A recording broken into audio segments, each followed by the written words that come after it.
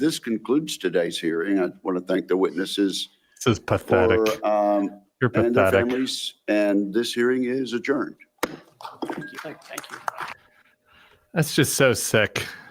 Roger Wicker. It's just the laughing, the unseriousness of this. Joking about Sheehy's. Here's what Tim Sheehy said, the new senator from Montana there at the end. It's one of the most important jobs in the world. We have to make sure you're ready for it. Yeah, no shit, Tim Sheehy. This is one of the most important jobs in the world.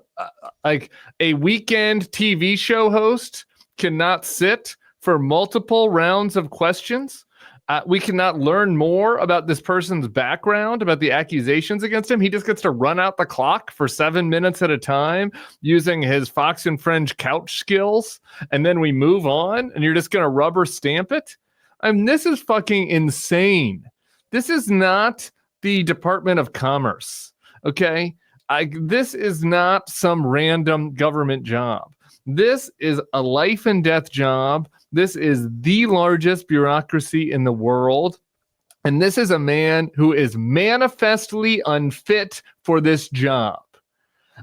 There is across no metric would Pete Hegseth be qualified for this job. And the fact that he can avoid going to meet with the Democratic senators to answer their questions in private, that he can avoid going through the normal process of vetting via a public hearing, and that he just gets to like smile his pearly whites and make condescending comments and talk about how many push-ups that he can do. And these Republican senators are just going to rubber stamp that. That is an abdication of duty that is mind-boggling. When I look at you, Joni Ernst. Joni Ernst, I think, feels like she did her duty because she did give him serious questioning in private, stuff none of us got to hear. The public, I guess Joni Ernst and Pete Hegseth feel like they're above the public that they serve, that they can have private deals where they hash through these very serious life or death questions and that they don't have to do it on the public record. I guess they feel like they're kind of Russian commissars that not representatives in a free democracy. So apparently Joni asked him some hard questions in private. We'll never know. But he gets out there to testify today, and basically all she does is just confirm on the public record that he will hire some bureaucrat who will be in charge of overseeing sexual assault allegations in the Department of Defense. Maybe that's a useful job. Maybe Joni feels like she got something out of this. Maybe she feels like, all right, I got my pound of flesh. I'm going to get this one job now added to the Department of Defense so I can feel good about women in the military being protected. But what about all of the other follow-up questions about that? What about the rest of us? What about the women serving that now, if he is confirmed, may have a Secretary of Defense, a person at the top of the chain of command or next to the top of the chain of command, who has basically said that he has no respect for women in military, no respect for the judicial system, the JAG system in the military, and that he wants to stop the people in these air conditioning offices that this one person that Joni's going to put in there. Pete Hegseth said in the hearing today that he wants to just take power away from the people in these air conditioned offices that like care about the rules in the Geneva Convention. How can you as a woman in combat feel good that this person will have your back if you are assaulted?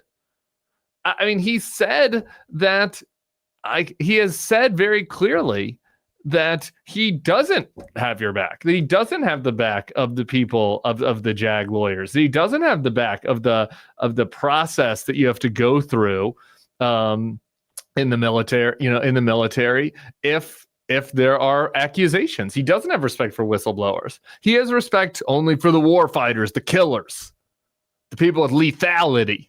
He said there's a line in there where he talks about, I want balance between legality and lethality. No. We want legality and lethality. Both. You have to do things by the law and by the rules. Pete Hegseth is saying, no, I want to de-emphasize the legality, focus on the lethality. So if you got a real lethal war fighter who sexually assaulted a woman, there's a whistleblower, whose side do you think Pete Hegseth's going to be on? Joni Ernst. Whose side do you think he's going to be on if something comes across his desk and there's an accusation, there's a he said, she said about what happened to a woman in combat? I mean, he himself has alleged to have committed sexual assault. He himself has said that he doesn't care about the jag-offs, the lawyers in the military. He himself has said that he wants to minimize what whistleblowers say and wants to defend the war fighters who've been accused. He himself is like, oh, it's a smear campaign. It's an anonymous smear campaign talking about his own accusations. Like, I don't see any reason why, if you were a woman in service and you were sexually assaulted, you would think that the Secretary of Defense had your back. I don't see any reason why you would. And yet, there's no ability to explore that any further now. We're just like, Joni Ernst feels like she got her one person that's going to have a corner office in the Department of Defense that Pete Hegseth is not going to give a fuck about. And that checks the box. We don't have to worry about it. Whatever. We don't have to worry about it anymore. We'll just have this guy that like totally failed in his only 2 jobs now running the Department of Defense because Mark Zuckerberg also ran Facebook. There is no, they presented decent evidence. I'll say this about the Republicans. They presented decent evidence that Pete Hegseth knows what it's like to be in the military. We appreciate his service. He knows what it's like to be a fighter. And if Pete Hegseth had decided to continue going up the chain of command, I don't have any reason to doubt that he might not have been a good, and when he was, that he might not have been a good leader of troops on the ground. That is not this. Like, this is the Secretary of Defense is a different job than that. It is a management of a massive bureaucracy. It's somebody that's got to manage massive different interests and contingency. Somebody has to care about the Constitution. Somebody that has to be a leader of everyone that works under him, no matter what their race, religion, creed, sex, gender is. Like, there are a lot of skills that you have to have in place to be Secretary of Defense. It's different than how many push-ups can you do, and do you know, what kind of rounds go in what kind of gun. Like, sure, it'd be nice if the Secretary of Defense would be able to know what kind of rounds go in what kind of gun, but they also need to have these other skills too.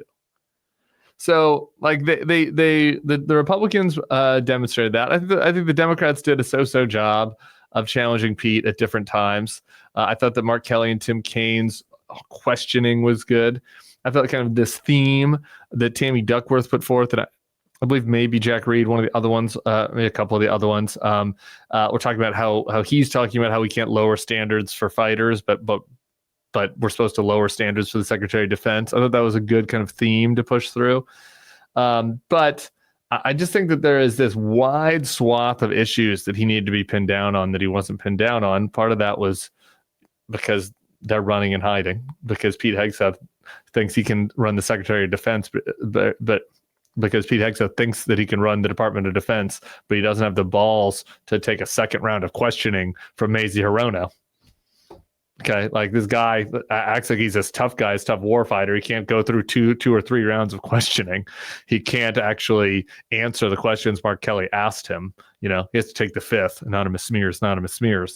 So the supposed tough guy can't answer these questions, refuses to answer these questions because, the Republicans are trying to grease the skids here to get somebody who's manifestly unqualified through without him being able to be pinned down. So, I think the Democrats I assume they knew. So knowing that they only had one round of questions, I think that the Democrats probably could have done a better job focusing on pinning him down across a couple of different pieces of questioning. But like, in this environment, if Joni Ernst isn't going to take this seriously, if she's going to be happy with this token bureaucrat that's going to like be in some dark, dank office in the Pentagon, then there's only so much Democrats could do. And to me, that's like the big takeaway of this. It's just appalling, the lack of seriousness with which the Republicans are taking this. I want to go back to what I said at the top to Tim Sheehy. It's one of the most important jobs in the world we have to make sure you're ready for it. It's one of the most important jobs in the world. Yeah. The Republicans should have been treating it as such, not as some, weekend Fox jocular, kind of bro hour. All right. That's not what this is. But we'll see. We'll see how it shakes out. There's more time left between now and the confirmation, we'll see whether other people come forward whether some of these people that were anonymous smears might put their name on the record and change the conversation here. That's something that we're going to be monitoring. Here on the feed, we're going to get the whole crew together for kind of a post-game analysis for Bulwark Plus members. So yeah, you can join that there. Go to thebulwark.com/free trial or thebulwark.com/subscribe if you want to get that bonus content. We'll be talking to you all soon. Appreciate you very much. Peace.